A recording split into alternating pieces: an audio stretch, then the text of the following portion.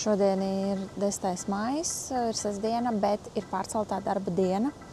Un tāpēc mans brauciens pirmais būs tikai 3:30. Man tūlīt drīz ir vilciens.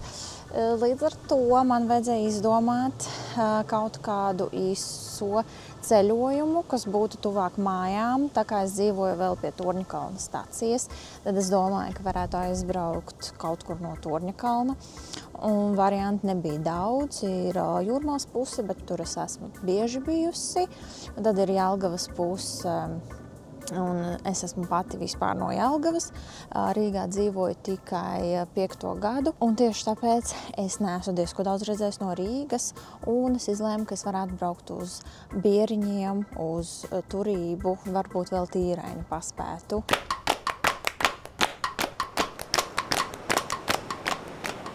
Paņēmu es uzreiz dienas biļeti, un, lai man būtu izdevīgi, man vajag veikt vismaz 3 braucienus. Dienas biļete šajā posmā īsajā maksāja 4,50. No foto viedokļa ir ļoti forši, ka izplaukušas ābeles, un varēs medīt kadrus ar kādiem baltiem ziediem. Vienīgais žēl, ka vēl nav izplaukuši ceriņi, bet nākošais nedēļa, jau pēc nedēļas, es domāju, viņi būs pilnbriedā, un tad es varēšu kaut kur meklēt daudz un smukus foršus ceriņus, un es ceru, ka es aizbraukšu uz vietām, kur tādi būs, jo tad varētu būt ļoti skaistas krāsainas bildes. Nu, es esmu Bieriņos, un brauciens ilga tieši 2 minūtes. Ļoti brīnišķīgi, ļoti ātri, ļoti ērti. Te jau ir arī izveidots paaugstinātais perons. Pa ceļam braucot, es pa logu jau redzēju ļoti daudz ābeles kaut kādās privātmājās. Un tad es iešu pa tām mazajām ieliņām un pameklēt, paskatīties. Varbūt tur būs kaut kas smuks. Un tad pēc tam jau būs jāslēdz iekšā Google Maps un jāskatās, kas man te tūmā ir. Jo, lai gan es dzīvoju diezgan tuvu šai pusē, bet pašos Bieriņos es neesmu bijusi. Tāpēc man tāpat ir ļoti interesanti, ko te Bieriņi man šodien piedāvās. Izrādās, ka visas ābeles bija dzelzceļa pusē, bet ielas pusē viņu nav. Un no šejienes viņus vairs nevar redzēt. Tāpēc ieskatījos Google kartē un sapratu, ka man ir jāiet pāri sliedēm uz otru pusi. Un tur varētu būt īstā Bieriņu burvība. Kartē man uzreiz parādījās ļoti interesanta vieta Ozolplacis, kas izskatās, ka būs tāds ļoti jauks parks. Un blakus tur arī tek Mārupītes upe. Starp citu, interesants fakts par šo vietu zem šī tilta. 2 gadus atpakaļ mēs filmējām seriālu priekš GO3, saucās Tējas laiks. Un šeit žem es šodien nevaru parunāt, šodien bija darba diena. Man jau vairs smadzenes nestrādā. Bet zem šī tilta mēs filmējām tādu, man liekas, visinteresantāko ainu. Tā ir mana mīļākā vispār aina un epizode no tā seriāla. Filmēts tika, kā mēs viņu saucām, bomžu ciemats, jā. Un tas bija tā kā kaut kādās amerikāņu filmās. Bija saliktas mucas, kurās dega uguns, un bija saliktas teltis, kurās dzīvo šie te bezpajumtnieki. Un bija ļoti, ļoti interesanti. Tas viss uzstādīts un sataisīts. Tā kā, jā, man tas tilts noteikti ir ar ļoti foršām atmiņām. Es skatos, ka Bieriņu iedzīvotājiem ir ļoti skaisti pagalmi un ziedošas ābeles pagalmos, bet es viņus nevaru baigi fotografēt, tāpēc, ka viņiem ir sabūvēti baigie žogi. Lieli žogi, caur kuriem tu neko neredzi, tu redzi tikai, tā kā koku virsotnes, ka tie koki tur ir. Bet vispār man šeit ļoti patīk, te ir tik viss zaļš un svaigs un piemīlīgs un arī diezgan kluss un mierīgs. Ir grūti pateikt, ka es esmu Rīgā, tiešām atgādina kaut kādu mazāku ciematiņu.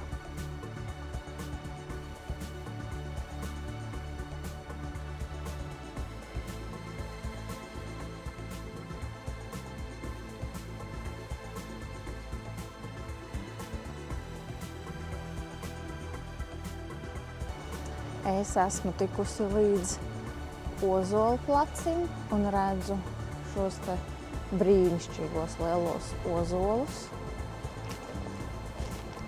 Vietā ļoti zaļa un tāda, jā, ar noskaņu, ar savu atmosfēru. Tik seni, milzīgi, veci koki. Un tad tu vari te ienākt viņiem pa vidu. Ļoti lieli ozoli. Arī tādi jau diezgan cietuši.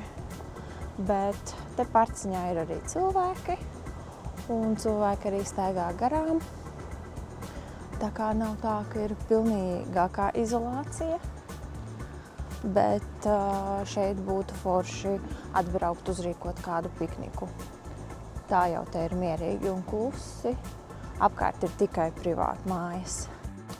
Tepat ir atstāts ūdens un bļodiņa, ko sunīšiem padzerties. Tik jauki. Labā ziņa ir tāda, ka var turpināt ceļu pa šo parku. Un pēc 450 metriem būs akmensdārzs. Un paskatīsimies, kas tur būs. Es skatos, ka ir arī tādas tā kā dabas taciņas. Bet es labāk eju pa ielu, jo zeme ir ļoti mitra un izskatās, ka tur nav diezko droši iet un var iekrist kaut kādos dubļos. Jā, bet atkal no fotogrāfijas viedokļa un no kadru medības viedokļa man nedaudz par garlaicīgu. Īsti nekas man tā baigi neiedvesmo. Man arī nepatīk, ja viss ir tikai zaļš, visur viss ir tikai zaļš. Tad ir diezgan neinteresanti, tāpēc es gaidu arī to ceriņu laiku. Jā, ir jau forši, ka tagad ir daudz baltie ziedi, bet viņi jau bildēs arī tā neizskatās. Un kopā ar zaļo viņi diezgan pazūd. Jā, tāpēc kaut kāds laiks, kad ir, pieņemsim, jūlijs, kad īsti mums vairs nekas nezied un vienkārši viss ir zaļš, tad ir kaut kādā ziņā diezgan garlaicīgi dabā. Bet tas man tā personīgi. Es esmu atradusi akmensdārzu un es gribētu teikt, ka viņš ir diezgan milzīgs un te ir tik daudz dažādu akmens skulptūru, figūru, vienkārši pilns. Jāiet apkārt un jāskatās. Vienīgais būtu vēl labi arī atrast kādu infodēli, lai saprastu, kāpēc un kas tas ir un kam tas ir domāts. Jo, pieņemsim, pie šiem te akmeņiem nav nekādu infodēļu, nekā tāda, diemžēl. Ieguglējot, es izlasīju, ka šīs ir mākslinieka Induļa Rankas darbi, un viņš šeit ir dzīvojis, uzcēls māju un savā pagalmā kala šādus te akmeņus. Un tad pēc tam viņi ieguva savu vietu šeit. Tagad visi var nākt un priecāties, starp citu šeit ir arī basketbola gross. Un ērti piebraukt ar mašīnu, ir stāvvieta, riteņi, ir arī labierīcības. Tā kā ļoti laba vieta pastaigām. Un man liekas, ka arī ne visi rīdznieki gan jau ka zina par šo vietu. Es tā pieņemu.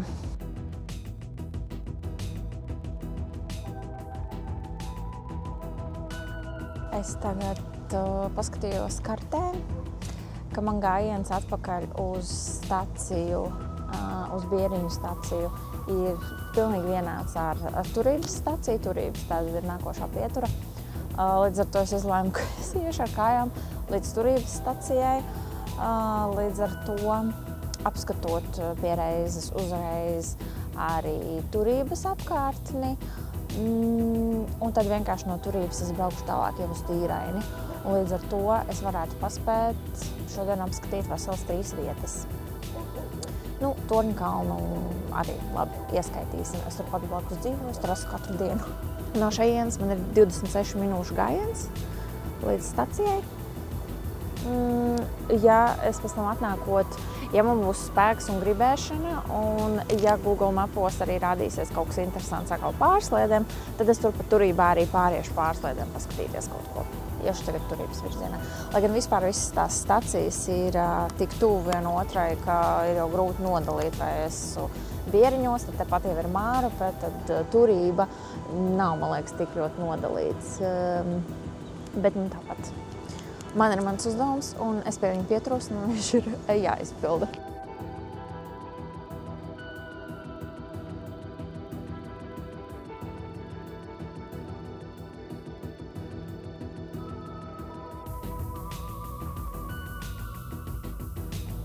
Vispār Bieriņi ir diezgan mistiska pat vieta.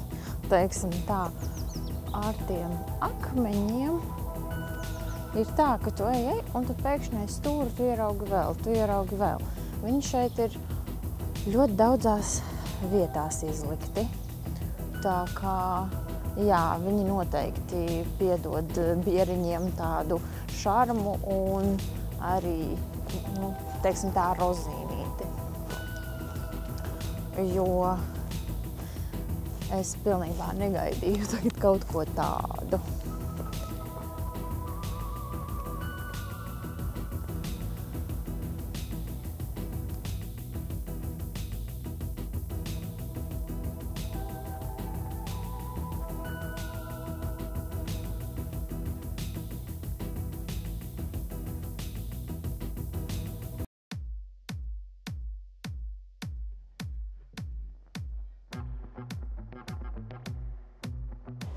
Šīs mazās ieliņas, kas ir turības un Bieriņu staciju tuvumā, ir ļoti simpātiskas, ar mazpilsētas sajūtu, ļoti klusas, mierīgas. Tagad arī ceļš līdz turības stacijai gāja pa privātmāju rajonu, kur ir pavisam kluss, mierīgs, maz mašīnu, maz cilvēku. Cilvēki kaut ko rosās savos dārzos un pagalmos. Tā kā ļoti jauki.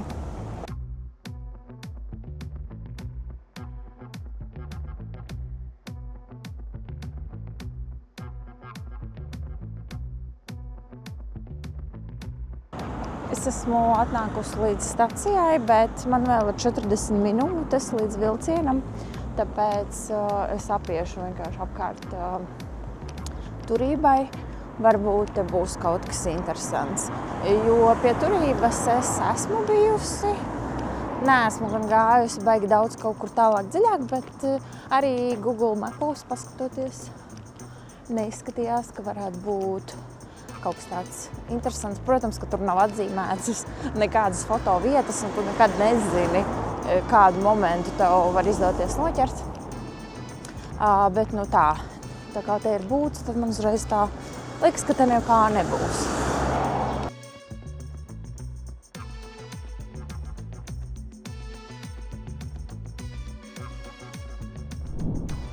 Tā, es esmu izkāpusi Tīrainas stacijā.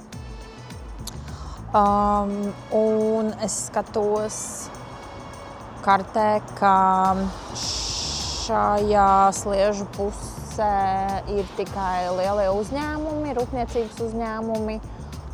Man tur vispār nav ko līst. Es domāju, tur nebūs ko darīt. Tur pat īsti nav nekādu ieliņu nekā. Bet pāri sliedēm, tur jau vispār es esmu Mārupē. Nekas tāds Google kartēs neuzrodas, ir daudz kaut kādi suņu parki, bet es atradu tādu vietu kā Zeltrītu parks. Izskatās, ka tur ir arī upīte un kaut kāda maza ūdenstilpne, un es varēšu izstaigāt vairākas mazas ieliņas. man gājiens ir 23 minūtes līdz turienē. Vispār kaut kā šeit pēc kartes ir pat grūti atrast, kur es varētu aiziet un kur ir tas punkts, uz ko vispār uzlikt, kas varētu būt ok. Kurš tev būtu domājis, ka Mārupē vēl ir palikušas padomu laiku mājas? Man īstenībā likās, ka te viss ir jau ar jaunajām ēkām, bet nē. Vēl ir.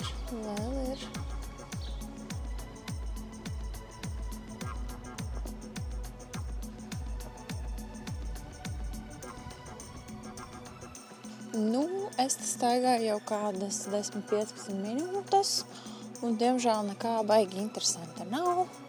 Nu, šeit ir Mārupe, vienkārši tas ir dzīvojamais rajons vai nedzīvojamā zona, praktiski tikai privātmājas. Te ir vēl klusāks nekā Bieriņos. Un te liekas, ka vispār neviena nav. Ļoti maz cilvēku. Es eju vienkārši pa ielas vidu, tāpēc, ka nav neviena mašīna. Lai gan viņiem te ir daudz parki un ļoti labas ielas, perfekts asfalts. Bet kur ir visi cilvēki, es nezinu. Viņi arī nav savos pagalmos. Tāpēc nav nejausmas. Un laikam tā pirmā padomu laika māja daudz dzīvokļu bija vienīgā. Bišķi aizgāja tālāk, vairs nekā tāda nav. Ir jau privāti mājas, tere, kur jau sākas aiz manis jaunās daudz dzīvokļu mājas. Tā ir tā Mārupe, ko es tā kā zinu. Un kā man likās, kāda viņa arī ir un cik ir braukts cauri, tas arī viss ir redzēts. Un te ļoti daudz darbojās ar zirgiem. Un reku, pirmā mašīna. Wow. Es esmu nonākusi pie šī ezeriņa, kas bija mans gala punkts. Es esmu viņu veiksmīgi atradusi. Un te jau ir dzīvība. Te jau ir cilvēki ar suņiem un bērni un spēlējās un staigājās un viss notiek. Tā kā, laikam, vajadzēja paiet vēl bišķiņ tālāk Mārupē. Nu tā, bet pagaidām gan, jā, vēl joprojām es esmu vilsies. Man jāpaskatās, cikos būs vilciens, varētu braukt atpakaļ. Bet es sāku domāt, varbūt man ir jābrauc atpakaļ uz Torņu kalnu un tieši tā saulrieta laikā jāpastaigā pa Torņu kalnu un jāpaķer kaut kādu mirkļu tur, jo manai tehnikai vēl ir baterija un man pašai arī vēl ir baterija. Līdz ar to es varētu to izdarīt.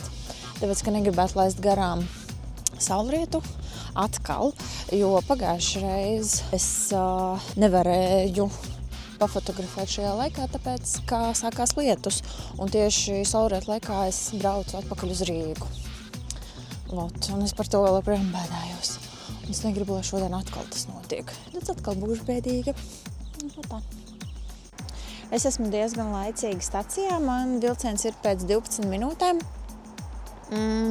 Es atnāku uz to savu ceļu, kur man ir jābūt vilcienam, un ļoti labi, ka šeit ir ekrāni, kurā tagad ir rakstīts, ka notiek sistēmas atjaunošanas darbi, un tāpēc visi vilcieni iet pa otro ceļu. Tāpēc ir ļoti svarīgi lasīt šos digitālos ekrānus, tur, kur viņi ir, protams. Ja viņi nebūtu, es nezinu, noteikti būtu informācija pa skaļruņiem, droši vien, bet vienmēr pārbaudat informāciju uz ekrāniem, lai būtu droši.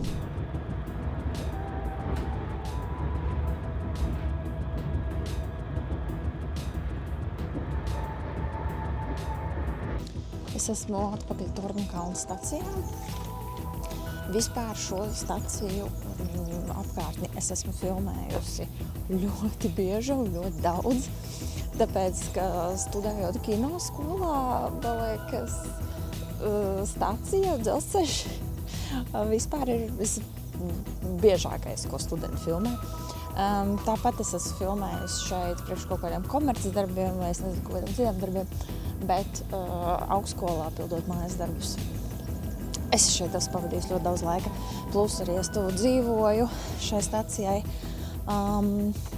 Viņi ir tāda pietiekami tekstūraina, ir daudz ceļu, daudz sliežu un iet gan jaunie, gan vecie vilcieni, tāpēc, protams, ir kamerai diezgan simpātiski. Un man pat ir viena īsa filma, kas ir filmēta vecajos vilcienos un arī dzelzceļa muzejā vilcienos, kas ir tur. Un vēl viena tur pamestā autobusā, slokā. Jā, tā kā kaut kā tas dzelzceļš un tie vilcieni man ir laikam diezgan tuvi. Un tagad arī tātad ir šis saulrieta laiks. Debesis sāk palikt smukākā krāsā un gaisma paliek tāda zeltaināka un mīkstāka. Un es pastaigāšu tepat pa Torņu kalnu, Agenskalnu kalnu un paķeršu kādus kadrus, varbūt kaut kas labs uzradīsies. Vienkārši ir grūti man personīgi atrast kaut ko jaunu tajās vietās, kurās es esmu ļoti bieži un ļoti daudz. Man liekas, viss jau ir redzēts un miljonus reizes esmu visur bijusi, gājusi katru dienu garām. Man ir grūti pamanīt, bet gaisma ir vienīgais, un saule un kaut kāda dienas laika ir vienīgie, kas man palīdz atgūt iedvesmu, jo katrā dienas laikā tās pašas vietas izskatās pavisam citādāk, un katrā gada laikā arī tāpat.